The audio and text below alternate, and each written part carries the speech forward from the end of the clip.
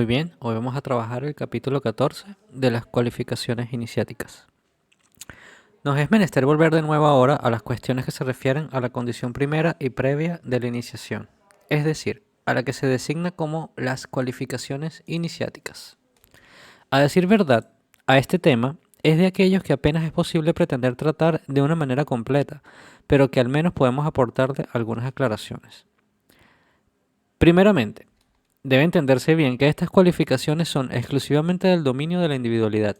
En efecto, si no hubiera que considerar más que la personalidad o el sí mismo, aquí curiosamente por primera vez en toda la parte del libro que no salta con este concepto de personalidad o sí mismo, que explica a más profundidad en su libro El hombre y su devenir según el Vedanta, y que tiene que ver con este concepto del ser, eh, el ser real, el ser en mayúscula, y a diferencia de la individualidad. Pero bien, vamos a continuar aquí sin extendernos en esto. Si no hubiera que considerar más que la personalidad o el sí mismo, no habría ninguna diferencia que hacer a este respecto entre los seres. Y todos estarían igualmente cualificados sin que haya lugar a hacer la menor excepción. Muy bien. Un segundo.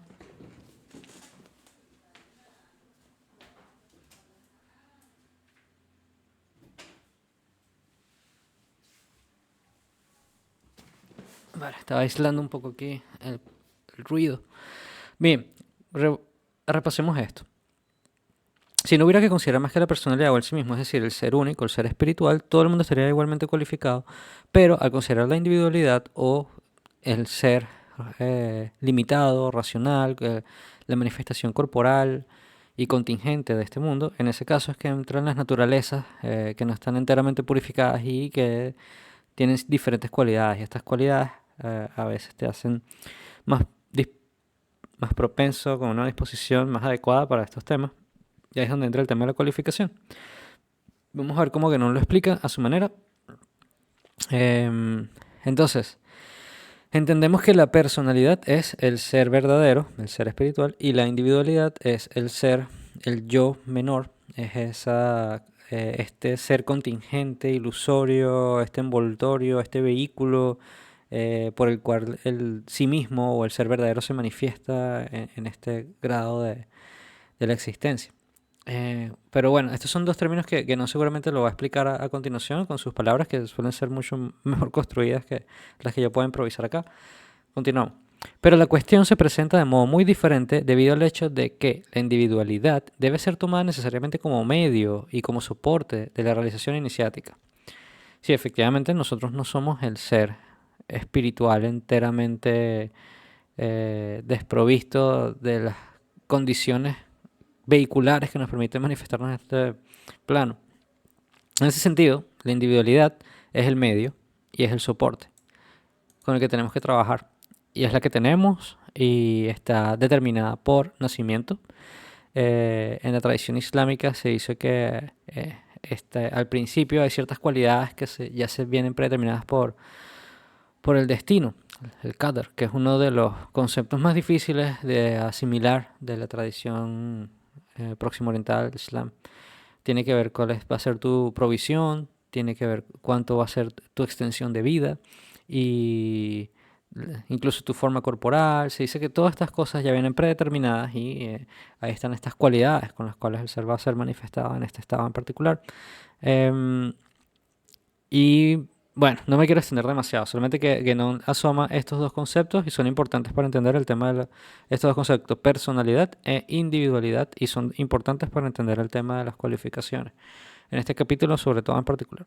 Por consiguiente, es menester que posean las aptitudes requeridas para jugar este papel, y tal no siempre es el caso. Entonces, es interesante que no utilice acá el concepto de jugar este papel. Realmente la individualidad es como un actor, el ser se manifiesta en este mundo y la individualidad es como este personaje, este actor que está cumpliendo y hay un capítulo muy bueno aquí que habla del simbolismo del teatro y también de la personalidad que tiene este concepto de máscara y es aquello que se esconde detrás de esa máscara, ¿no? Continuemos. La individualidad no es aquí, si se quiere, más que el instrumento del ser verdadero. Pero Si este instrumento presenta algunos defectos, puede ser más o menos completamente inutilizable o incluso serlo completamente para aquello de lo que se trata. Entonces, habla de la individualidad como un instrumento, yo lo mencioné como la palabra vehículo, que tiene más o menos el mismo sentido, pero lo demás, en eso no hay nada de lo que uno deba sorprenderse, con solo que reflexione que, incluso en el orden de las actividades profanas, o al menos devenidas tales en la condición de la época actual, lo que le es posible a uno no le es posible a otro. Y podemos dar como ejemplo la gimnasia o cualquier disciplina deportiva. Todos tenemos ciertas limitaciones que nos hacen poder desempeñarnos a niveles óptimos y sobre todo profesionales y de alta competencia, que ya vienen predeterminados por la genética y vienen predeterminados por las cualidades. Y Ganón utiliza este ejemplo para decir que no es raro, no hay que sorprenderse de que ciertas personas tienen mejores disposiciones que otras para cierto tipo de actividad. Y que, por ejemplo, y aquí el ejercicio de tal o cual oficio exige algunas aptitudes especiales, mentales y corporales a la vez. Eh, Y bueno, aquí la palabra clave es oficio, porque obviamente muchas de las iniciaciones toman como soporte un arte o un oficio. En el caso de la masonería sería el de la construcción, que evidentemente es un ejercicio que sea construir catedrales, necesitas unas condiciones físicas, como por ejemplo tener dos brazos como mínimo para poder cargar piedras, o tener tus dos piernas, por hablar a lo extremo, ¿no? Em, y que si no se te vería mucho más difícil y complicado ejecutar ese oficio de manera completa y no serías el arquetipo ideal del constructor. Em, bueno, continuando. La diferencia esencial es que en ese caso se trata de una actividad que depende toda enteramente del dominio individual, dominio que no rebasa de ninguna manera ni bajo ninguna relación, mientras que en lo que concierne a la iniciación, el resultado a alcanzar está al contrario más allá de los límites de la individualidad. Pero todavía, una vez más, esta no debe tomarse menos como punto de partida, y esa es una condición a la cual es imposible sustraerse. Entonces, ciertamente, si nos enfocamos en el mundo corporal, físico y el mundo de la modalidad individual, solamente las cualidades individuales cuentan. Pero para la iniciación tenemos dos órdenes distintos, el orden individual y luego el orden supraindividual o el espiritual. Pero para llegar al orden espiritual, también tenemos que tener un punto de partida, y ese punto de partida necesariamente es las condiciones mentales y las disposiciones y cualidades y naturaleza de la persona individual, porque finalmente es la que está intentando regresar al centro, o por lo menos realizar y expandir la conciencia en lo posible hasta ese grado supraindividual. Pero bueno, que aquí lo importante es entender que es un punto de partida. Se puede decir esto también: el ser que emprende el trabajo de realización iniciática debe partir forzosamente de un cierto estado de manifestación, aquel en el cual está situado actualmente y que conlleva todo un conjunto de condiciones determinadas. Por una parte, las condiciones que son inherentes a ese estado y que la definen de una manera tal... Ya, voy a regresar. El ser que emprende el trabajo de realización iniciática debe partir forzosamente de un cierto estado de manifestación, aquel en el cual está situado actualmente y que conlleva todo un conjunto de condiciones determinadas. Por una parte, las condiciones que son inherentes a ese estado, en este caso el corporal, y el que definen de una manera general, y por otra, aquellas que en ese mismo estado son particulares a cada individualidad y que la diferencian de todas las demás. Bien, entonces hay dos, unas que son generales y para todos. Estamos en el mundo corporal, estamos limitados por tiempo, espacio, forma, que es esta manifestación.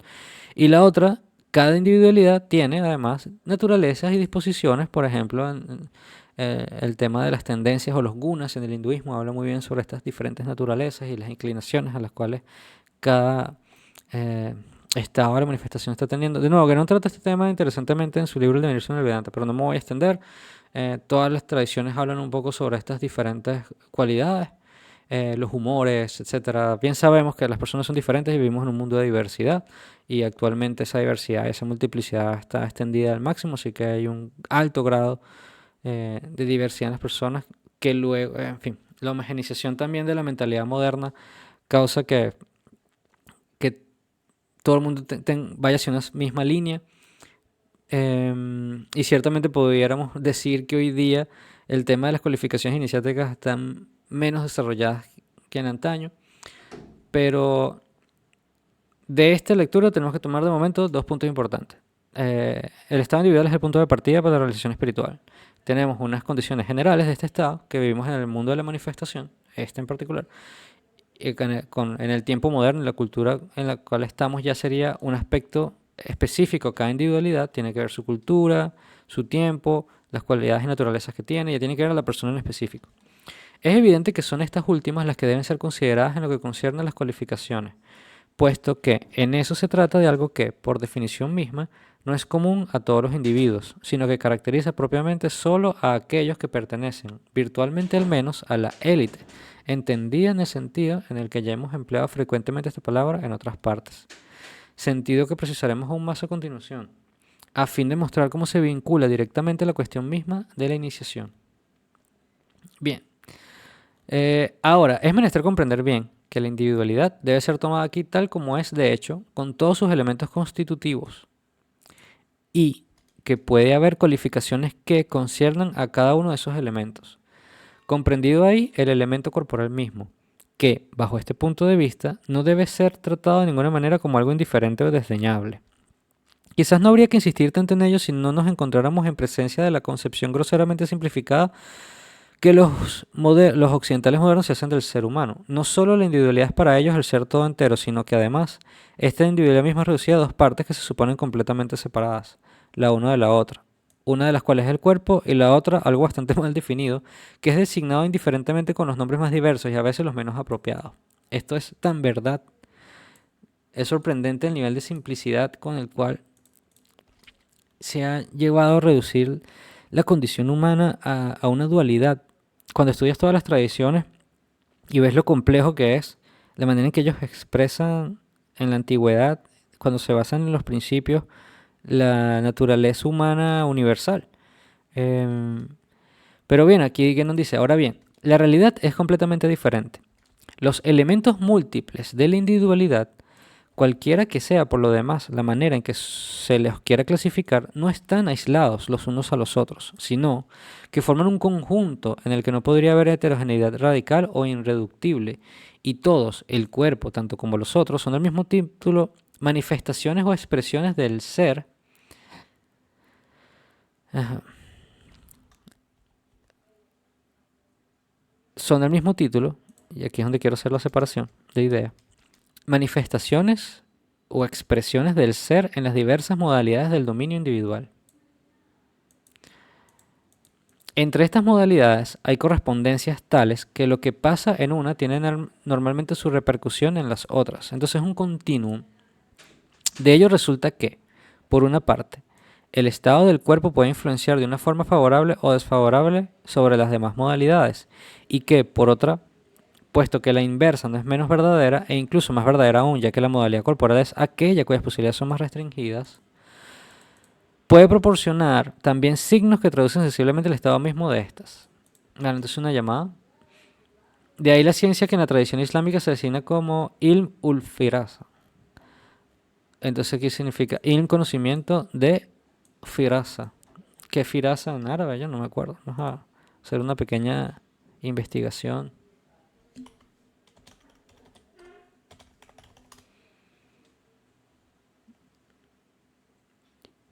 Ajá, esto.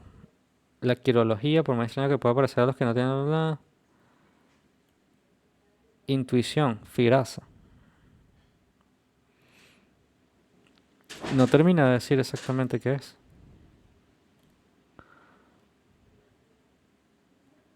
Aquí está la percepción sobre... Bueno, pareciera que tiene que ver con el cuerpo, quirología. No me sale directamente traducción. Vale. Bueno, lo puedo buscar luego. Pero tiene que ver con la ciencia del estudio de las posibilidades del cuerpo humano. Puede proporcionar también signos que traducen simplemente el estado mismo de estas. Y bueno, esto es lo que me recuerda es a la famosa frase de mens sana in corpore sano. Mens sana in corpore sano.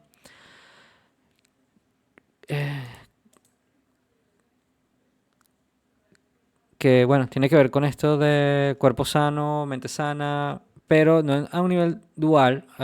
Lo que uno intenta asumir aquí es de que las condiciones del mundo sutil y las extensiones supraindividuales o extraindividuales del mundo sutil repercuten en las condiciones corporales. De hecho, hay investigaciones que habría que ver qué tan ciertas son de que gran parte de las enfermedades, algunos creo que la Organización Mundial de la Salud llega a decir que es este 80% psicosomático. 80% psicosomático, Organización Mundial de la Salud. Enfermedades, el 90% de las enfermedades tiene un principio psicosomático. El 90%, qué absurdo. Yo la verdad es que no sé si esto es una información que todo está en tu cabeza. Finalmente no es que quiere decir que sean imaginarias, sino que hay un complemento que va más allá del corporal en las aflicciones corporales. Sí, y ahí es donde entra el tema del mundo sufí y bueno, quizá del mundo sutil y que en la tradición islámica y un es algo que voy a definitivamente investigar y profundizar luego. Em, pero continuemos para no separarnos mucho de la línea del tema de las cualificaciones iniciáticas. Está claro que estas dos consideraciones complementarias tienen la una y la otra su importancia bajo la relación de las cualificaciones iniciáticas. Todo eso sería perfectamente evidente si la noción específicamente occidental y moderna de la materia, el dualismo cartesiano y las concepciones más o menos mecanicistas, no hubieran oscurecido de tal modo estas cosas para la mayoría de nuestros contemporáneos. Uno, sobre estas cuestiones, el reino de la cantidad y el signo de los tiempos. Entonces, sí, la noción moderna de la materia, en el reino de la cantidad y los signos de los tiempos, Guénon habla sobre el sentido escolástico de la materia, el cual es muy interesante y recomiendo mucho esa lectura para tener como otra visión de qué es efectivamente la materia desde un punto de vista que no es puramente limitado a la manifestación física, sino de cómo se puede relacionar con un principio que es trascendente. Continuamos. Se trata de circunstancias contingentes que obligan a demorarse en consideraciones tan elementales que de otro modo bastaría con enunciarlas en pocas palabras, sin tener que agregarles la menor explicación. No hay que decir que la cualificación esencial, la que domina todas las demás, es una cuestión de horizonte intelectual más o menos extenso.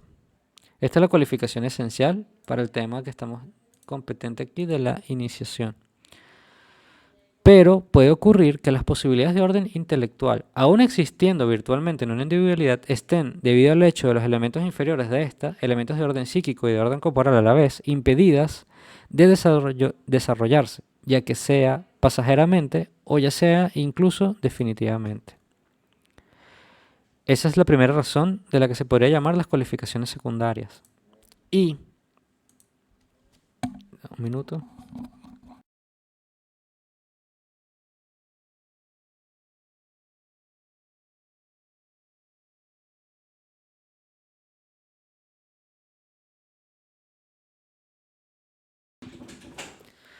Bien, continuando. Esa es la primera razón de la que se podría llamar las cualificaciones secundarias. Y hay todavía una segunda razón que resulta inmediatamente de lo que acabamos de decir.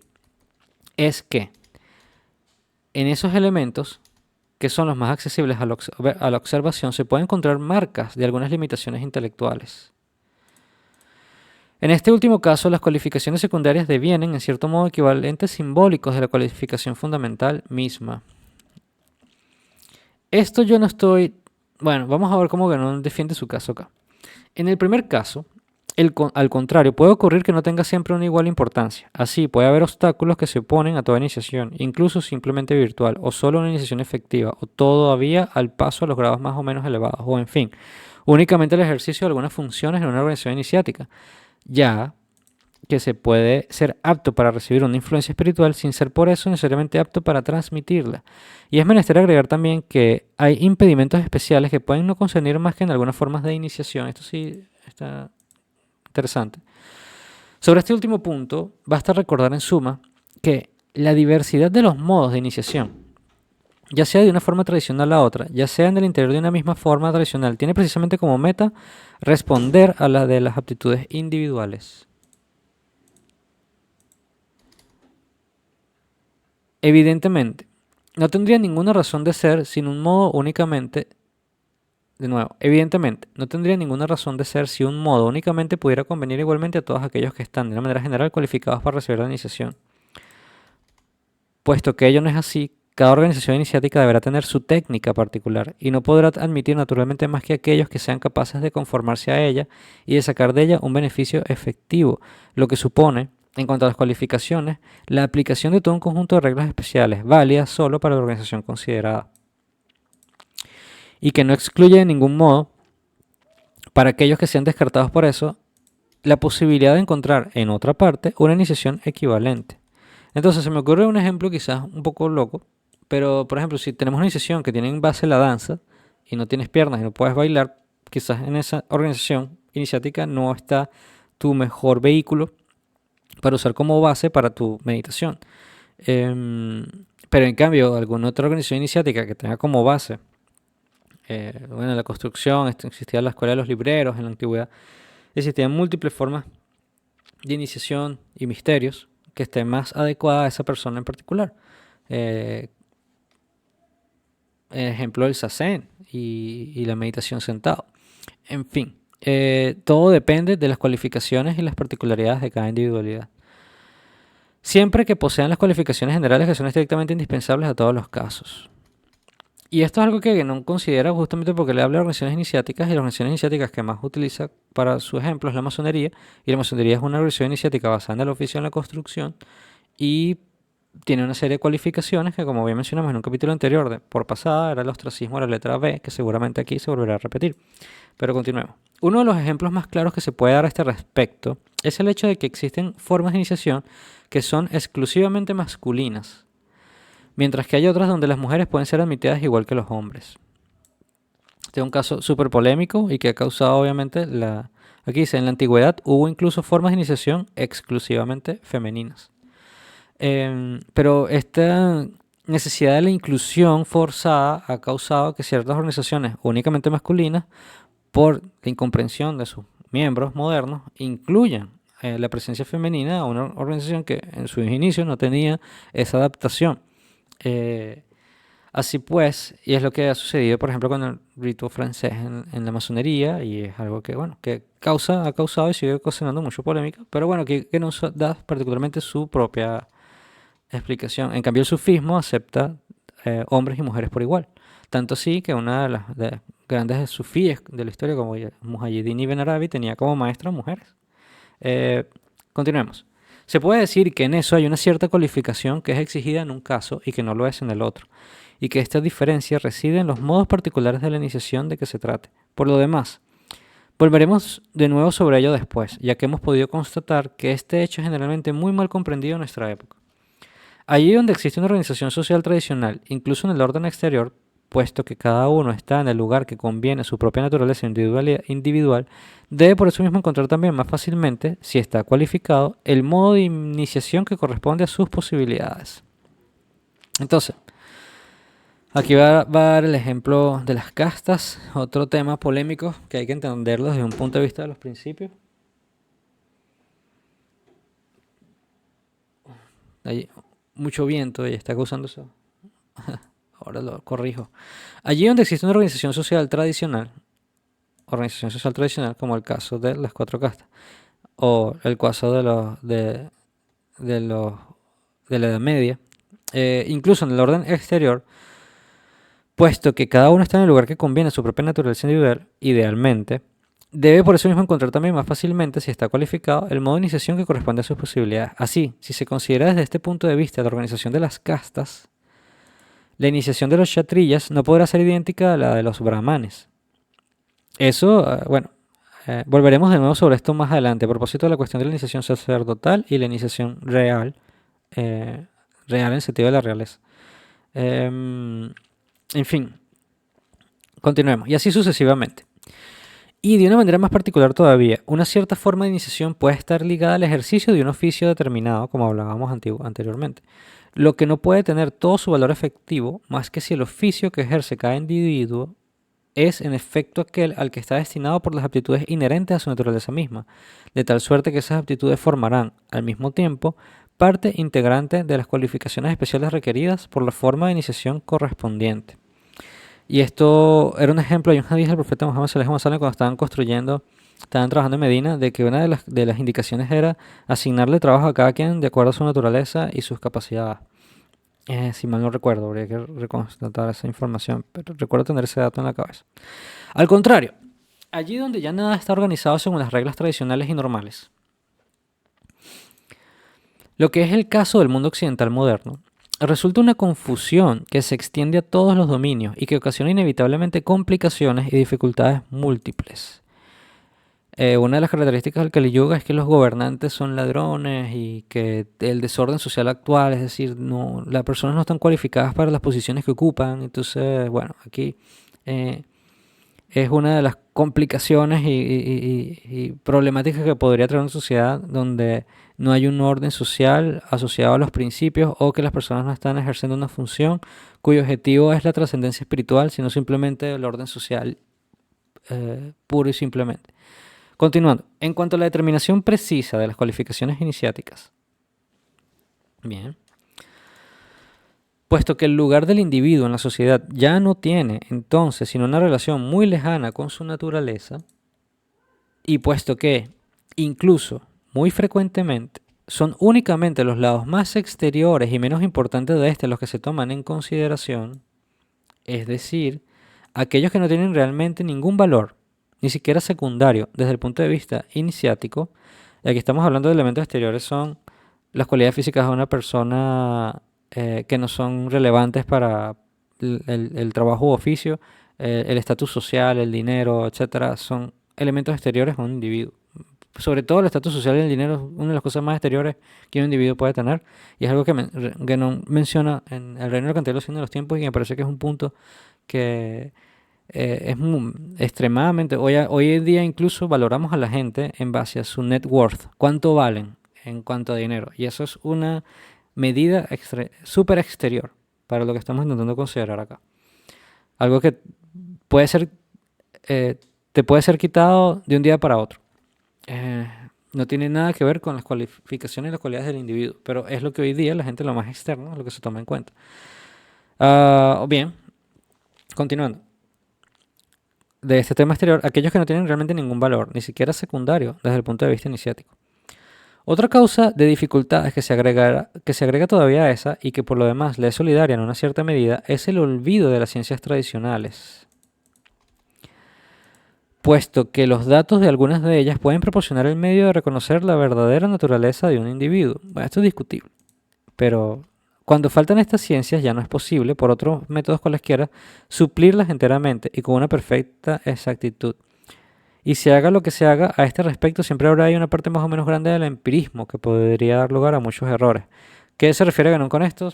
Se refiere a astrología, eh, ver en la carta astral de esa persona alguna noción que pueda, o personas que creen que en la carta astral va a haber alguna señal de qué tan iniciable es una persona, eh, mancias, adivinación, me imagino que también la quiromancia, otra mancia, otra arte antigua de ver en las líneas de las manos características de las personas y hacer correspondencia también con los astros.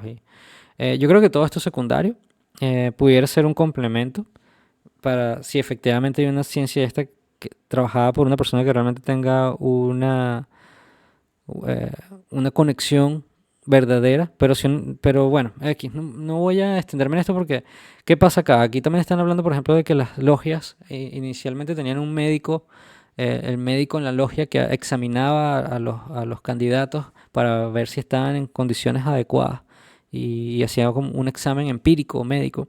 Pero claro, había otras ciencias tradicionales que también podían hacer estudios de las condiciones psíquicas y sutiles, en teoría, de los candidatos. Y eso es lo que no se refiere. Yo en particular no lo sé.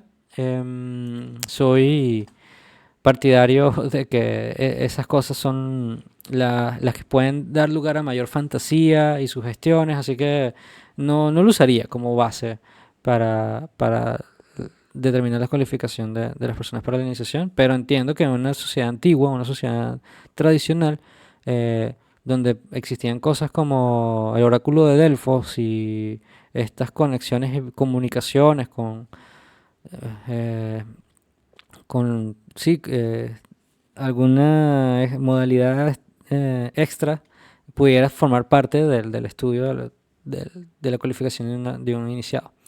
Bien, continuando. Por lo demás, esa es una de las principales razones de la degeneración de algunas organizaciones iniciáticas. La admisión de elementos no cualificados que, ya sea por ignorancia pura y simple, las reglas que deberían eliminarlos o por imposibilidad de aplicarlas con exactitud, es en efecto uno de los factores que contribuyen más a esta degeneración y que puede incluso, si se generaliza, acarrear finalmente la ruina completa de tal organización. ¿Vale? Después de estas consideraciones de orden general, sería menester, para precisar más, la significación real que conviene atribuir a las cualificaciones secundarias. Dar algunos ejemplos bien definidos de las condiciones requeridas para el acceso a tal o cual forma iniciática, y mostrar en cada caso su sentido y su alcance verdadero. Pero una tal exposición, cuando debe dirigirse a los occidentales, se hace muy difícil por el hecho de que estos, incluso en el caso más favorable, no conocen más que un número extremadamente restringido de estas formas iniciáticas y por las referencias a todas las demás correrían el riesgo de permanecer casi enteramente incomprendidas. Entonces, más aún, todo lo que subsiste en Occidente de las antiguas organizaciones de este orden está muy disminuido a todos los respectos, como ya lo hemos dicho muchas veces, y es fácil darse cuenta de ello, más especialmente en lo que concierne a la cuestión misma de la que se trata el presente. Si todavía se exige ahí algunas cualificaciones, es más bien por la fuerza del hábito que por una comprensión cualquiera de su razón de ser. Y en estas condiciones, no habrá lugar a sorprenderse si ocurre a veces que algunos miembros de estas organizaciones protestan contra el mantenimiento de estas cualificaciones, donde su ignorancia no ve más que una suerte de vestigio histórico, un resto de un estado de cosas desaparecidas de hace mucho tiempo, en una palabra, un anacronismo puro y simple. No obstante, como uno está obligado a tomar como punto de partida aquello que tiene más inmediatamente a su disposición, o eso mismo puede proporcionar a la ocasión de algunas indicaciones que, a pesar de todo, no carecen de interés y que, aunque tienen sobre todo a nuestros ojos el carácter de simples ilustraciones, por eso no son menos susceptibles de dar lugar a algunas reflexiones de una aplicación más extensa de lo que podría parecer a primera vista. Ya no hay apenas en el mundo occidental como organizaciones iniciáticas que puedan reivindicar una filiación tradicional auténtica, condición fuera de la cual, lo recordaremos todavía una vez más, no podría tratarse más que de una pseudo-iniciación, más que el compañerazgo y la masonería, que se ha repetido ya esto muchas veces. Es decir, formas iniciáticas basadas esencialmente sobre el ejercicio de un oficio, en el origen al menos, y por consiguiente se caracteriza por métodos particulares simbólicos y rituales en relación directa con ese oficio mismo. Una llamada. Hemos expuesto los principios sobre lo que reposan las relaciones de la iniciación y del oficio en el reino de la cantidad y los signos de los tiempos. Bien, solamente aquí hay que hacer una distinción. En el compañerazgo, el lazo original con el oficio se ha mantenido siempre, mientras que en la masonería ha desaparecido de hecho. De ahí, en este último caso, el peligro de un desconocimiento más completo de la necesidad de algunas condiciones, no obstante inherentes a la forma iniciática misma de que se trata. En efecto, en el otro caso, es evidente que al menos las condiciones requeridas para que el oficio pueda ser ejercido efectivamente e incluso para que lo sea de una manera tan adecuada como es posible, no podrán ser perdidas de vista nunca, incluso si no se considera nada más que eso, es decir, si no se toma en consideración más que su razón exterior y si se olvida su razón más profunda y propiamente iniciática. Efectivamente, la masonería ya no tiene un contacto con el tema de la Constitución, por eso se habla de la masonería especulativa. La gente se reúne, lee temas y reflexiona, pero nadie está construyendo catedrales en la masonería. Y por eso es que ya este tema de las cualificaciones asociadas a un oficio se puede entender como que no aplican. Pero esto sería un error, de acuerdo que no. Y porque tiene una razón más profunda e iniciática, estas cualificaciones. Por el contrario, allí donde esta razón profunda no está menos olvidada y donde la razón exterior misma no existe tampoco, es bastante natural en suma, lo que, bien entendido, no quiere decir legítimo, que se llegue a pensar que el mantenimiento de semejantes condiciones no se impone de ninguna manera y a no considerarlas sino como restricciones molestas e incluso injustas. Y aquí esta es una consideración de la que se abusa mucho en nuestra época, consecuencia del igualitarismo, destructor de la noción de élite, aportadas a un reclutamiento que la manía del proselitismo y de la superstición democrática del gran número, rasgos bien característicos del espíritu occidental moderno, querrían hacer tan amplio como fuera posible lo que es en efecto, como ya lo hemos dicho, una de las causas más ciertas y más irremediables de degeneración para una organización iniciática. Y bueno, hoy día en el mundo de las redes sociales, donde el número es la fuerza, esto se hace evidente.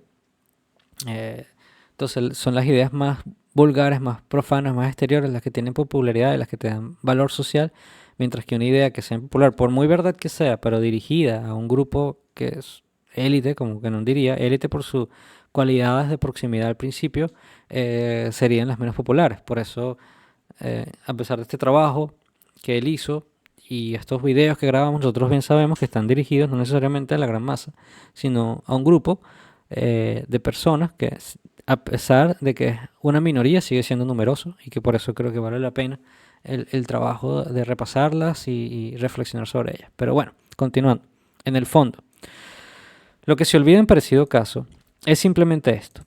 Si el ritual iniciático toma como soporte el oficio, de tal suerte que, por así decir, es su derivado por una transposición apropiada, y sin duda en el origen sería menester considerar las cosas más bien en sentido inverso, ya que el oficio desde el punto de vista tradicional no representa verdaderamente más que una aplicación contingente de los principios a los que la iniciación se refiere directamente, el cumplimiento de este ritual, para ser realmente plenamente válido, exigirá algunas condiciones, entre las cuales se encontrarán las del ejercicio mismo del oficio, puesto que aquí se aplica igualmente la misma transposición, en virtud de las correspondencias que existen entre las diferentes modalidades del ser. Esto es un poco difícil de entender, pero vamos a quizás dar la idea de si estás en un ritual que requiere una marcha, requiere una serie de gestos rituales, y una persona está en la imposibilidad de ejecutar ese acto ritual, entonces el ritual va a estar incompleto, no va a tener esa resonancia, esa correspondencia, en virtud de las correspondencias que existen entre las diferentes modalidades del ser. Y debido a eso, aparece claramente que, como lo hemos indicado más atrás, quien quiera que esté cualificado para la iniciación, de una manera general, no lo está por eso mismo indiferentemente para toda forma iniciática cualquiera. Y el ejemplo de la marcha que dimos como un ejemplo totalmente accidental y que quizá no se aplica realmente a ninguna forma iniciática, es solamente un ejemplo, es un tema corporal. Adicional a la capacidad corporal de ejecutar una marcha, tiene que haber la cualificación interna de poder percibir o entender esa sugerencia que hace el símbolo, hace el ritual. Y para mí yo creo que esa es la cualificación más importante, más que todas las exteriores. Pero que no, aquí hace énfasis de que es importante mantener ambas cualificaciones, esas cualificaciones internas y externas, y todas adaptadas a la forma tradicional en particular donde estas se están dando a cabo. Entonces, por eso, si una persona está cualificada para la iniciación de una manera general, no lo está por eso mismo indiferentemente para toda forma, cualquiera que sea.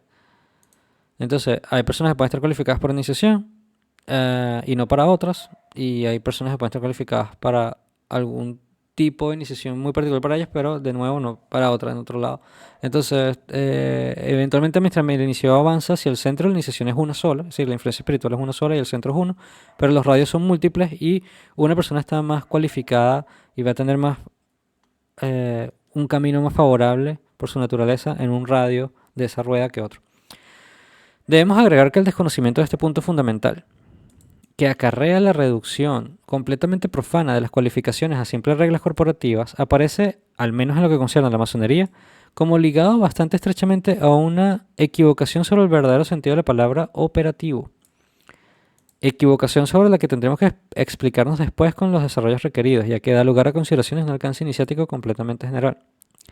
Así, si la iniciación masónica excluye concretamente a las mujeres, lo que ya lo hemos dicho no significa de ninguna manera que éstas sean inaptas para la iniciación, y también a los hombres que están afectados de algunas enfermedades, eso no es simplemente porque antiguamente aquellos que eran admitidos en ella debían ser capaces de transportar fardos o de subir sobre los andamios, o como algunos lo aseguran con una desconcertante ingenuidad, es porque para aquellos que son así excluidos, la iniciación masónica como tal podría ser válida, aunque sus efectos serían nulos por falta de cualificación. A este respecto, se puede decir primeramente que la conexión con el oficio, si ha dejado de existir en cuanto al ejercicio exterior de este, no por eso subsiste menos de una manera más esencial, en tanto que permanece necesariamente inscrita en la forma misma de la iniciación.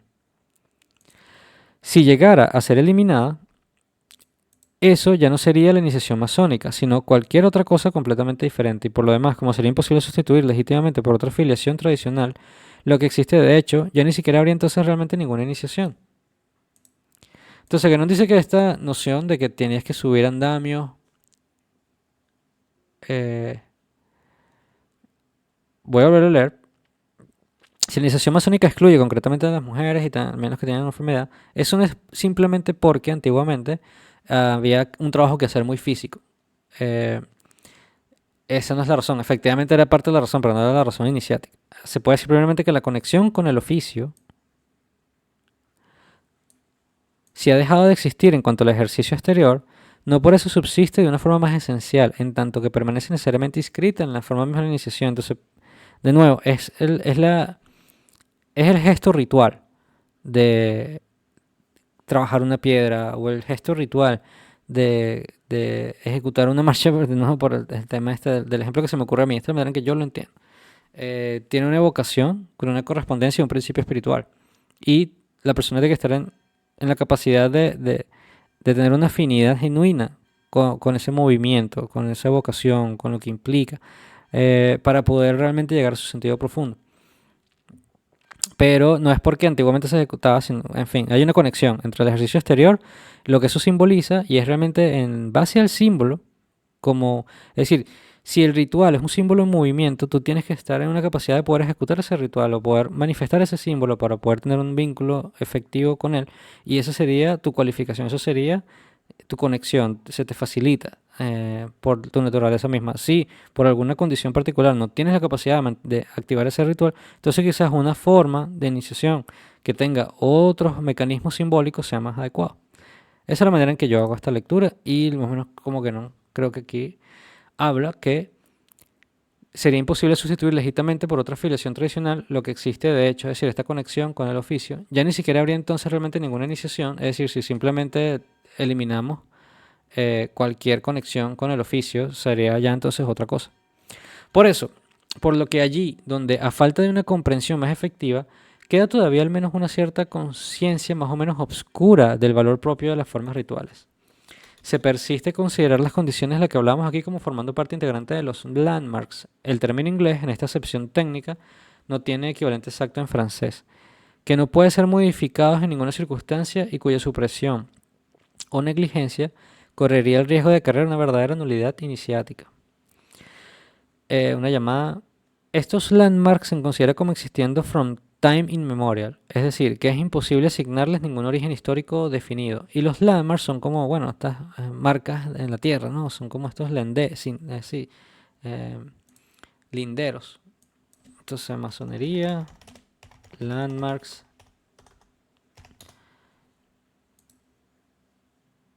Y bueno, simbólicamente son, obviamente, esta manera de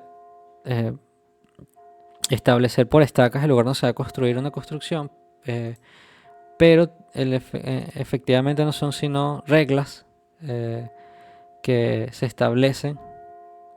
En tiempos remotos, antes de los catastros, los notarios de asistencia usaban piedras como mojones para limitar las fincas rústicas y tal. Este es como el aspecto del exterior del oficio, pero sirven para limitar un terreno. Finalmente, estas reglas que delimitan así el terreno es lo que mantienen, en cierta forma, la esencia de la cualidad iniciática de los rituales masónicos. Ahora, todavía algo más.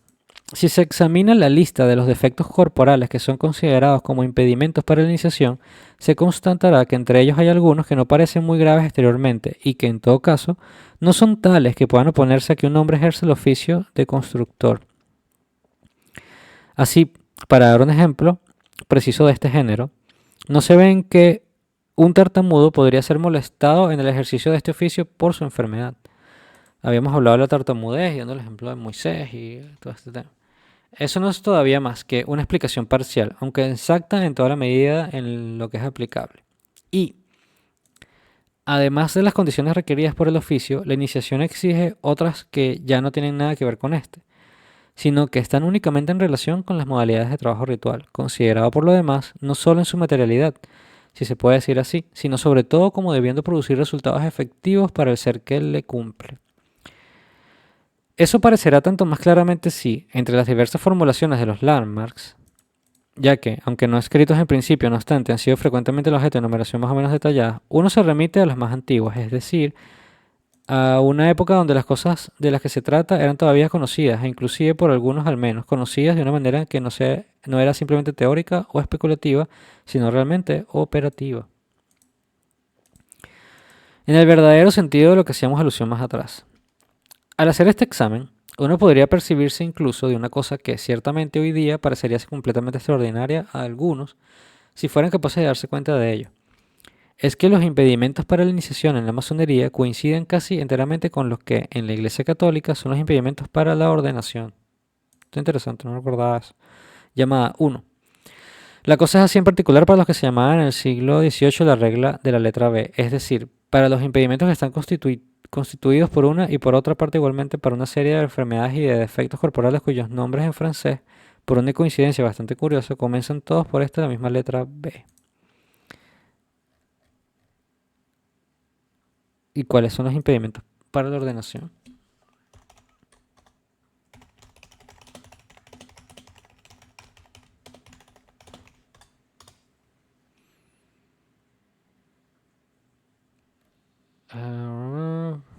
No sé si vaya a salir esto tan fácil.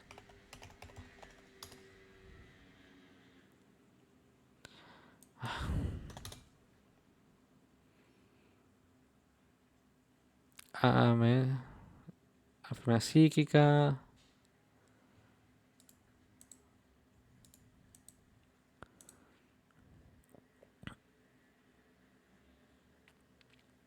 ¿Dónde estaba? El candidato de ordenar una serie de cualidades físicas, psíquicas, morales, intelectuales que le ayudan a percibir dicho orden, sobre la integridad de su fe, buenas costumbres, piedad, buena fama, recta intención. Esto es como muy genérico.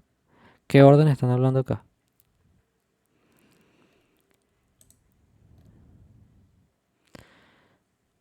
Que parece una enfermedad de amencia u otra enfermedad psíquica por la cual, según el parecer, los peritos quedan incapacitados para hacer realmente ministerio. Apostasía, herejía, obviamente. Atentado, matrimonio, homicidio, mutilación, o a otro, o haya intentado suicidarse, curioso. Quien haya realizado un acto de potestad de orden reservado a los obispos o a los presbíteros, si no ha recibido ese orden o estando prohibido su ejercicio de manera canónica, pues. Varón casado, cargo administrativo, neófito, no sé. Bueno, es interesante esto. Habría que ver la correspondencia. O sea que la mutilación es uno que sin duda coincide con el ostracismo de la letra B en masonería.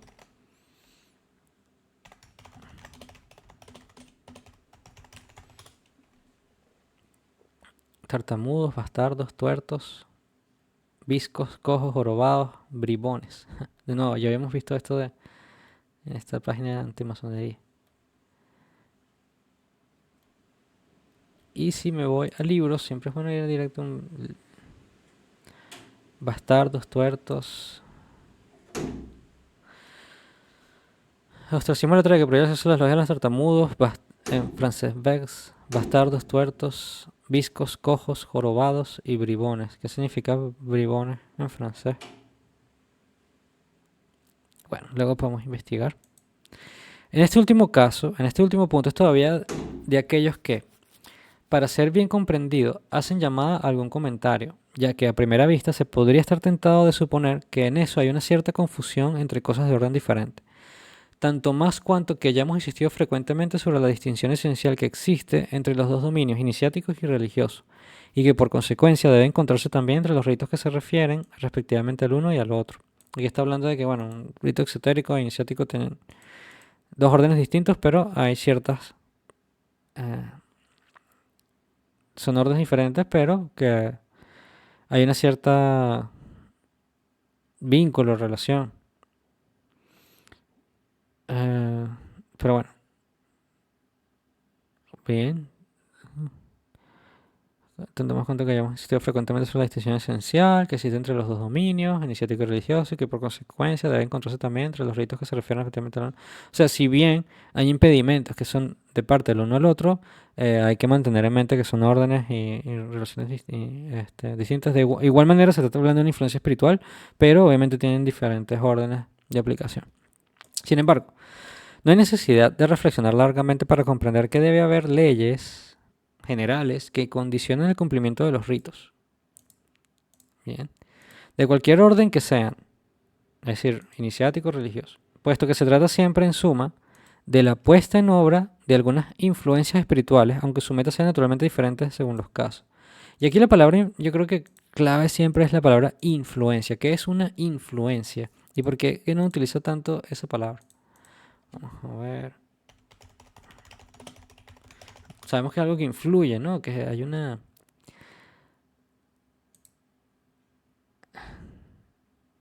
Es el efecto, es un efecto que ejerce un fenómeno, en este caso espiritual.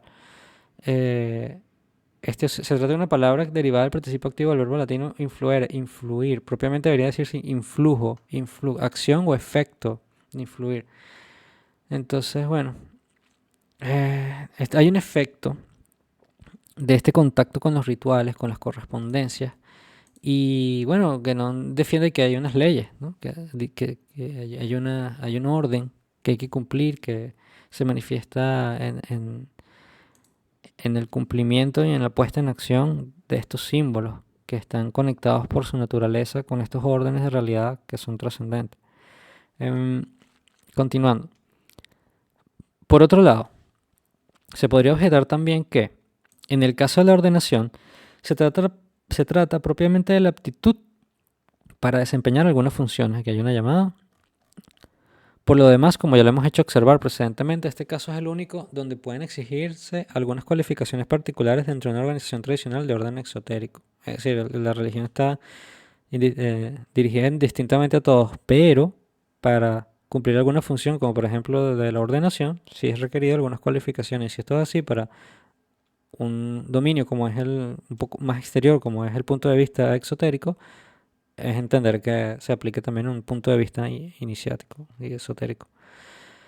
Bien, por otro lado, ya hablamos de que esto desempeña algunas funciones, mientras que en lo que se respecta a la iniciación, las cualificaciones requeridas para recibirla son distintas de las que pueden ser necesarias para ejercer además una función dentro de una organización iniciática.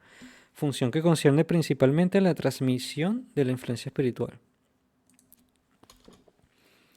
Y es exacto que no es bajo este punto de vista de las funciones donde es menester colocarse para que la similitud sea verdaderamente aplicable. Lo que es menester considerar es que en una organización religiosa del tipo del catolicismo, solo el sacerdote cumple activamente los ritos, mientras que los laicos no participan de ellos más que de un modo receptivo, como todos que han ido a una misa saben. Por el contrario, la actividad en el orden ritual constituye siempre y sin ninguna excepción un elemento esencial de todo método iniciático, de tal suerte que este método implica necesariamente la posibilidad de ejercer una tal actividad. Es pues, en definitiva, este cumplimiento activo de los ritos el que exige además de la cualificación propiamente intelectual algunas cualificaciones secundarias que varían en parte según el carácter especial que revisten esos ritos en tal o cual forma iniciática. Aquí estamos repitiendo la misma idea que ya se explicó antes, entre las cuales la ausencia de algunos defectos corporales juega siempre un papel importante, ya sea en tanto que esos defectos obstaculicen directamente el cumplimiento de los ritos, ya sea en tanto que son el signo exterior de defectos correspondientes en los elementos sutiles del ser. Y siempre se detienen en elementos sutiles, porque el ser, en su letra mayúscula, no tiene estos defectos, solamente estas cualidades que pudiéramos hablar de desordenadas se manifiestan en la individualidad y en los elementos sutiles, pero el ser trascendente no sufre de estas posibles, obviamente, solamente en caso que hiciera caso a esta observación. Esa es sobre todo la conclusión que queremos sacar de todas estas consideraciones, y en el fondo, lo que parece referirse aquí más especialmente a un caso particular, el de la iniciación masónica, no ha sido más que el medio más cómodo de exponer estas cosas, que nos queda todavía que hacer más precisas con la ayuda de algunos ejemplos determinados de impedimentos debidos a defectos corporales o a defectos psíquicos manifestados sensiblemente por esto. Entonces, aquí el tema es entendiendo la taxonomía del ser que no tiene y que tiene la antigüedad, de eso de la escuela aristotélica, las escuelas tradicionales, es de que el ser no solamente obviamente es su modalidad corporal, no es una dualidad, sino que es un continuum de diferentes modalidades que incluye obviamente el cuerpo, pero que también incluye obviamente modalidades extracorporales del ser que están todas en una armonía y que si hay un elemento del ser que no está en orden, que no está en armonía, eso va a repercutir obviamente en una manifestación incluso corporal e incluso que es visible. Y ese es el punto de vista en el cual nos estamos posicionando para entender este mundo o estas lecturas o el mundo iniciático. Bien, sería interesante en algún momento luego profundizar en, bueno, qué pruebas tenemos, qué empirismo tenemos, pero de nuevo, esto es un punto de vista occidental, cientificista, mecanicista, que no es el que nos estamos de momento posicionando. Aquí estamos trabajando con temas que muchas veces escapan a los medios o a los mecanismos de medición que tenemos habitualmente para determinar estas realidades. Entonces, de momento, pudiera ser una conversación para otro momento, pero vamos a hablar ahora un poco sobre este tema de las enfermedades y defectos corporales. Si consideramos las enfermedades o los simples defectos corporales, en tanto que signos exteriores de algunas imperfecciones de orden psíquico, ¿y qué se refiere aquí con orden psíquico? No se refiere solamente a la mente como el cerebro como base de la razón, sino se refiere a una modalidad sutil extracorporal, lo que sería la psique antigua, neuma, espíritu, psique, alma, y el corpus o el cuerpo. Aquí sería obviamente esa psique, que es un elemento extracorporal que transciende al cuerpo, ¿no? Forma parte del aspecto orgánico, fisiológico, sino no es el psiquismo fisiológico, es el psiquismo que pudiéramos hablar de sutil. Convendrá hacer una distinción entre los defectos que el ser presenta desde su nacimiento o que se desarrollan naturalmente en él, en el curso de su existencia como consecuencia de una cierta predisposición. Este es uno. Entonces son defectos que se podrían llamar de nacimiento y aquellos que son simplemente el resultado de algún accidente. En efecto, es evidente que los primeros traducen algo que puede ser considerado como más estrictamente inherente a la naturaleza misma del ser y que por consiguiente es más grave desde el punto de vista donde nos colocamos, aunque por lo demás, puesto que a un ser, y esta es una palabra que creo que es de Platón o Séneca, un ser no puede ocurrirle nada que no corresponde realmente a algún elemento más o menos esencial de su naturaleza.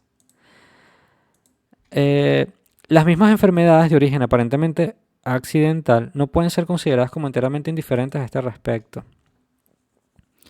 Por otro lado, si se consideran estos mismos defectos como obstáculos directos al cumplimiento de los ritos o a su acción efectiva sobre el ser, ya no tiene que intervenir la distinción que acabamos de indicar, pero debemos entender bien que algunos defectos que no constituyen tales obstáculos no son por ello menos, por la primera razón, impedimentos para la iniciación e incluso a veces impedimentos de un carácter más absoluto, ya que expresan una deficiencia interior que hace el ser impropio para toda iniciación.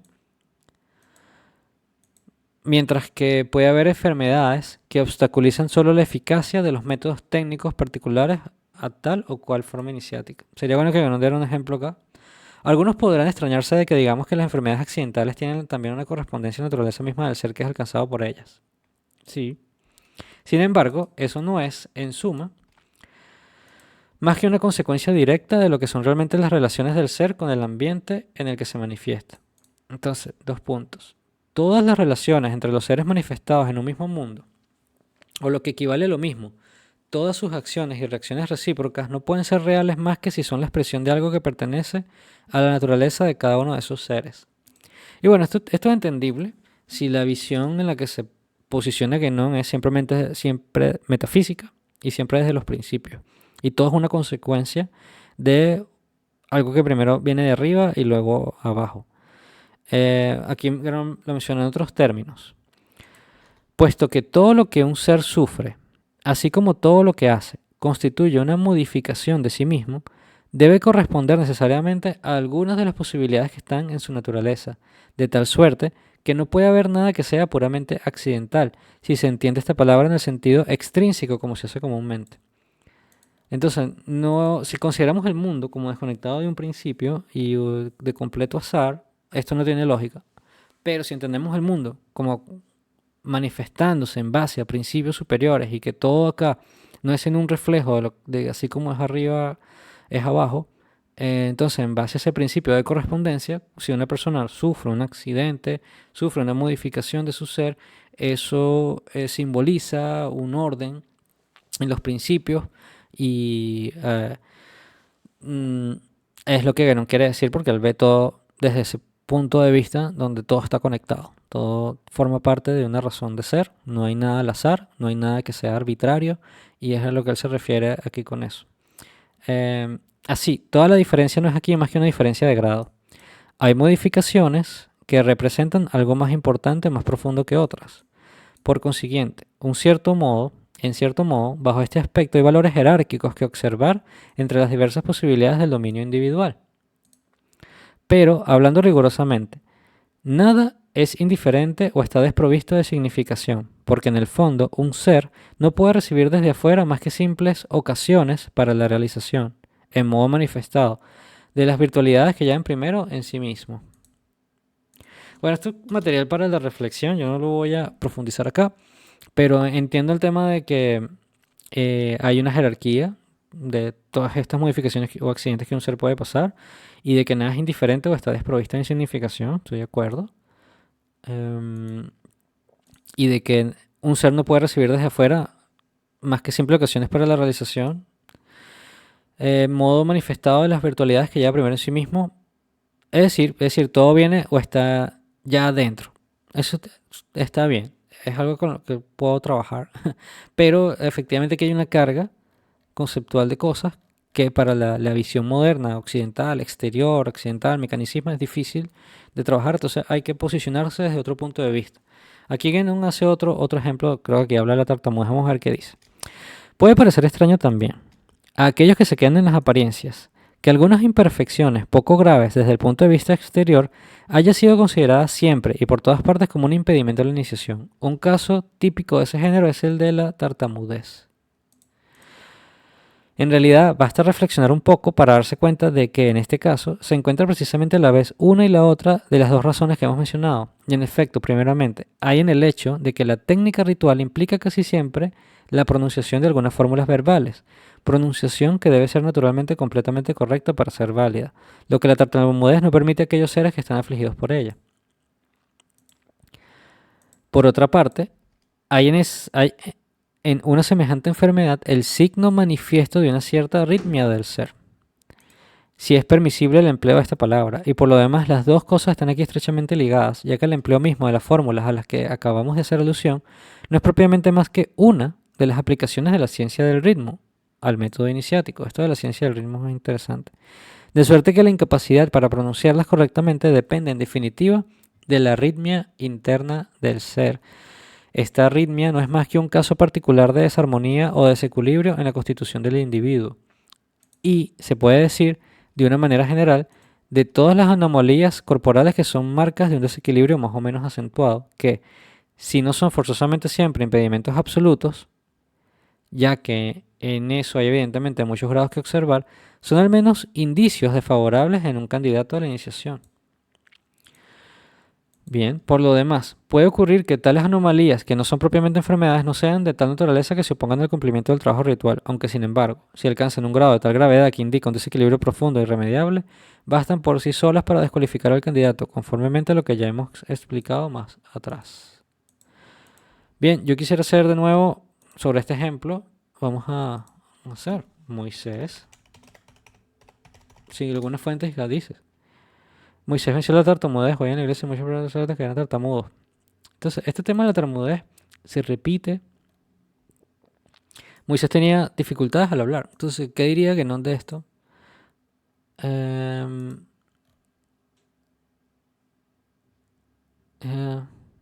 Esto está en el Éxodo, en la Biblia, pero también en el Corán. Entonces, esto de la arritmia del ser es discutible, según fuentes tradicionales, pero entiendo que es un ostracismo en la letra B en el caso de la masonería y que para ciertas formas rituales y para ciertas funciones, eh, pero qué decir, es material de reflexión, pero que efectivamente la tartamudez puede ser un indicio de un estado interno, eh, que parece que Moisés eventualmente, eh, con la ayuda del auxilio divino, vence o domina. Em, y bueno, quizás era otro de los signos necesarios, así como el profeta Muhammad sallallahu alaihi wasallam era iletrado y finalmente parte de su milagro era justamente la manifestación del Corán, eh, como vehículo narrado por el arcángel Gabriel. Entonces, son temas interesantes de reflexión, son símbolos para nuestro estudio y nuestra meditación. Tales son, por ejemplo, las asimetrías notables del rostro o de los miembros. Pero, bien entendido, si no se trata más que de asimetrías muy leves, no podrían considerarse siquiera verdaderamente como una anomalía, ya que, de hecho, no hay ninguna persona que presente del todo punto una simetría corporal exacta. Aquí se está yendo Guénon quizás a cierta influencia de su época, donde existía la reflexología, era que se llamaba.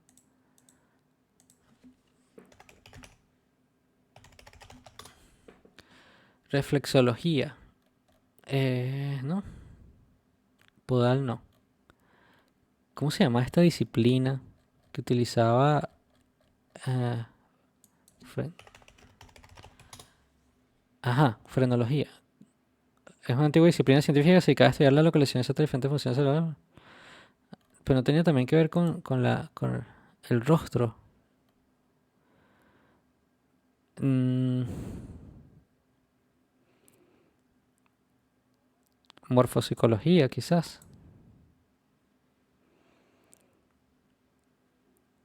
Sí, la cara de una persona y su perfil psicológico, y ya conocida como una pseudociencia,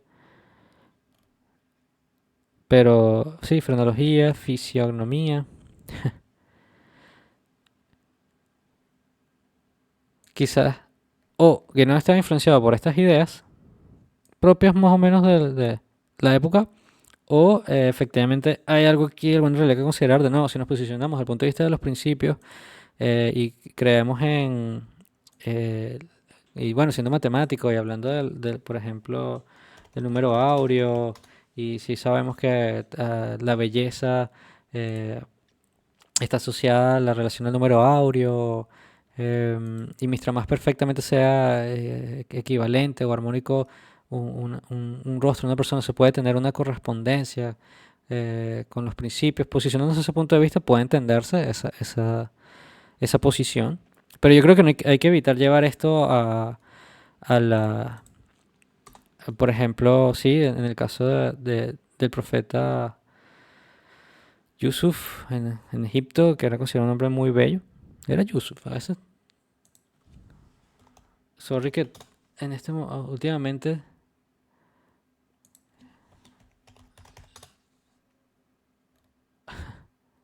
el Gore, sí, que tenía una gran belleza y bueno, eh, era parte de las cualidades que tenía como profeta. Siempre hay que ir hacia las fuentes tradicionales en lo posible para entender estos ejemplos, la simetría corporal exacta.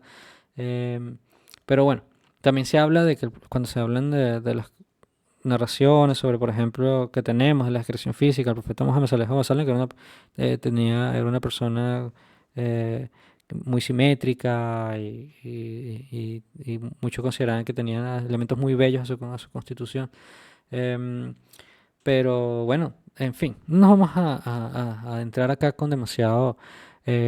También tenía aspectos como la dentadura, con cierta separación y nariz aguileña, no necesariamente, pero ya hay elementos bellos que son culturalmente bellos. Entonces, este tema de la simetría corporal que está entrando que no, yo creo que hay que tomarlo con una pinza, entender un poco el punto de vista en el cual se está situando sin llevarlo al extremo. Yo creo que obviamente cualquier asimetría que sea extrema, que se pueda ser considerado ya como una incapacidad, sí, ya habría que estudiarla entonces para esa forma iniciática, tendría sentido que sea tomada en consideración. Pero no, este es uno de los capítulos que yo creo que pueden chocar más, sobre todo a la mentalidad moderna, pero de nuevo hay que entender que lo que estamos intentando aquí es posicionarnos en una perspectiva asociada a la iniciación, a la visión antigua del mundo, a la visión más conectada con los principios trascendentes.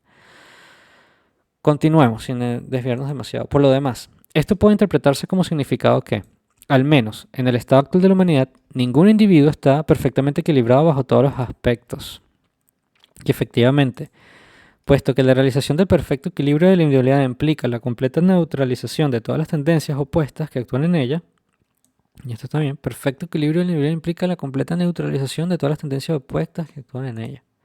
Y por consiguiente, la fijación en su centro mismo, único punto donde estas oposiciones dejan de manifestarse, equivale por eso mismo pura y simplemente a la restauración del estado primordial. Vale, aquí saltó ya algo más interno, mucho más interno que las consideraciones externas que estaba mencionando aquí arriba. Aquí habla de el perfecto equilibrio es la neutralización de las tendencias internas opuestas y estar centrado. Quizás incluso alcanzar esa ataraxia estoica.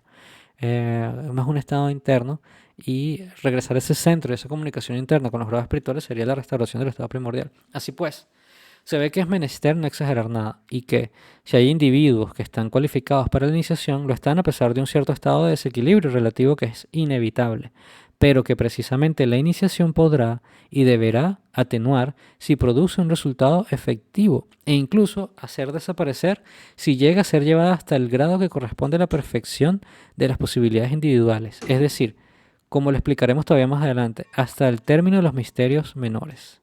Aquí hay una llamada muy interesante, porque aquí está hablando de justamente de que uno puede tener esas arritmias o puede tener esos desequilibrios, pero que internos, pero que uno de los resultados efectivos de la iniciación es hacerlas llegar a desaparecer hasta el grado que corresponde a la perfección de las entidades espirituales, como hablábamos de nuevo de la tartamuda, es algo que es trabajable internamente. A mí me parece que esto es un buen punto a considerar, que hablando de la iniciación como una vía espiritual, pero también es una vía de la búsqueda del centro y cómo eso se manifiesta externamente también.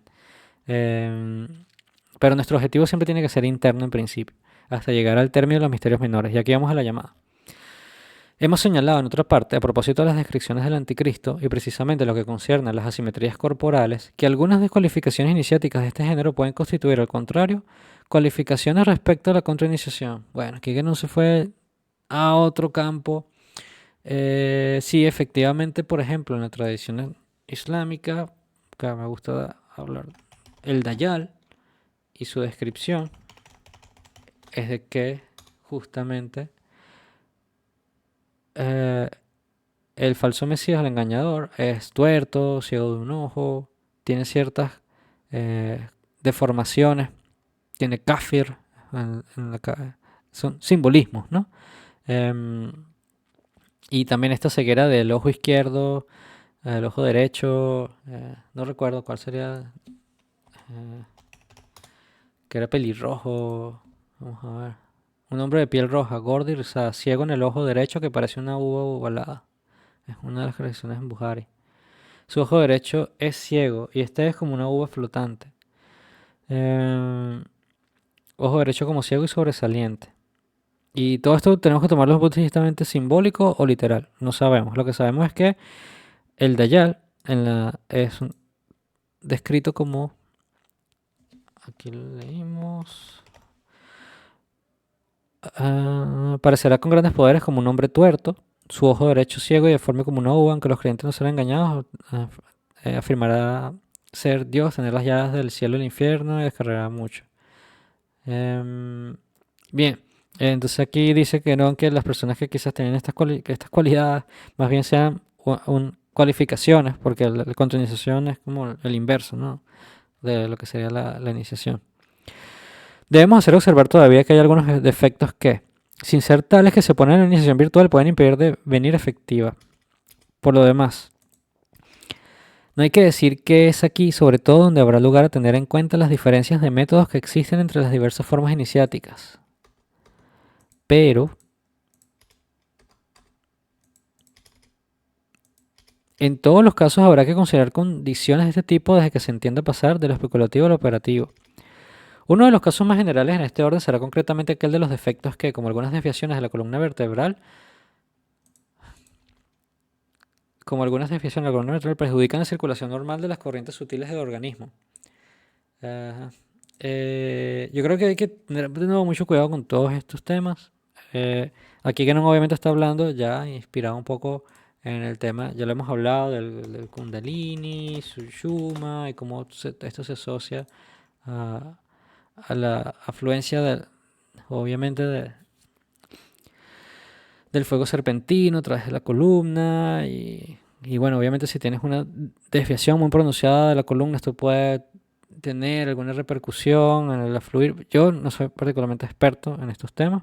Genon aquí hace una mención como un ejemplo más de cómo una condición o una discapacidad corporal o una deformidad pronunciada puede tener algún efecto en la circulación normal de ciertas corrientes o de cierta, no lo sé, de cierta operación normal de las condiciones físicas y sutiles. Pero bueno, apenas hay que recordar, en efecto, el papel importante que juegan estas corrientes en la mayor parte de los procesos de realización a partir de su comienzo mismo y en tanto que las posibilidades individuales que han sido rebasadas. A mí me preocupa de este tema que de nuevo cuando las personas leen esto y la tendencia que hay hoy día de llevar todo a lo material y a lo corporal y a lo físico, esto para mí es una consideración realmente secundaria, que no la menciona porque está bien, está interesante, pero yo creo que esto puede llevar a las personas siempre a cerrarse en el ejemplo y en lo material y en lo corporal y olvidar que todo el proceso iniciático es un proceso sobre todo muy interno. Estas son simplemente consideraciones eh, externas, secundarias, yo las tomaría como algo complementario, la verdad. Eh, eh, no se me ocurre, no sé, aquí hablan, por ejemplo, un ostracismo de la letra B es el tema de los jorobados, ¿no? Em, entonces, el papel importante que juegan estas corrientes en la mayor parte de los procesos de realización a partir de su comienzo mismo y en tanto las posibilidades individuales no han sido rebasadas. Bien, conviene agregar, para evitar toda equivocación a este respecto, que si la puesta en acción de estas corrientes se lleva a cabo conscientemente en algunos métodos, llamada 1, en particular los métodos trántricos a los que ya hemos hecho alusión en una nota precedente, y el Kundalini, etc. Hay otros donde la cosa no es así, pero donde no obstante una tal acción no existe menos efectivamente por eso y no es menos importante en realidad. Es decir, que sí, está bien. El examen profundo de algunas particulares rituales de algunos signos de reconocimiento, por ejemplo, que son al mismo tiempo otra cosa cuando se los comprende verdaderamente, podría proporcionar sobre todo indicaciones muy claras, aunque ciertamente inesperadas para quienes no están habituados a considerar las cosas desde este punto de vista, que es propiamente el de la técnica iniciática. Ya lo habíamos hablado del saludo masónico en el capítulo anterior, de cómo también está asociado a ciertos centros sutiles. Saludos.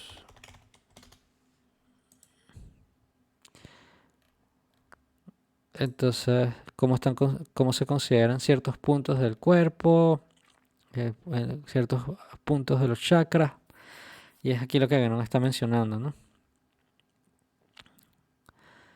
Eh, vale, continuamos sin extendernos hacia esto demasiado. Como nos es menester limitarnos, nos contentaremos con estos ejemplos. Pocos numerosos sin duda, pero escogidos expresamente entre aquellos más característicos, más instructivos para hacer comprender lo mejor posible aquello de lo que se trata verdaderamente. Sería en suma poco útil, cuando no es completamente fastidioso multiplicarlos indefinidamente. Si hemos insistido tanto sobre el lado corporal de las cualificaciones iniciáticas es porque ciertamente es el que corre el riesgo de aparecer menos claramente a los ojos de muchos, el que nuestros contemporáneos están generalmente más dispuestos a desconocer y por consiguiente aquel sobre el que hay que atraer su atención tanto más especialmente. También había una ocasión en eso para mostrar aún, con toda claridad requerida, cuán lejos está lo que concierne a la iniciación de las simples teorías más o menos vagas que querrían ver en ellas tantas gentes que, por un efecto muy común de la confusión moderna, tienen la pretensión de hablar de cosas de las que no tienen el menor conocimiento real, pero por ello no creen menos fácil poder reconstruirlas al gusto de su imaginación. Y finalmente, es particularmente fácil darse cuenta, por consideraciones técnicas de este tipo, que la iniciación es algo totalmente diferente del misticismo y que verdaderamente no podría tener la menor relación con él. Bien, con eso terminamos el tema de la cualificación. Es un capítulo que me pareció particularmente extenso, pero bueno, tiene consideraciones interesantes. Ya el próximo capítulo se entra más en el tema de los ritos, un tema que me parece muy interesante. Es el capítulo 15 llamado de los ritos iniciáticos. Espero entonces poder estudiarlo y construirlo con ustedes. Y bueno, muchas gracias por acompañarme en esta lectura.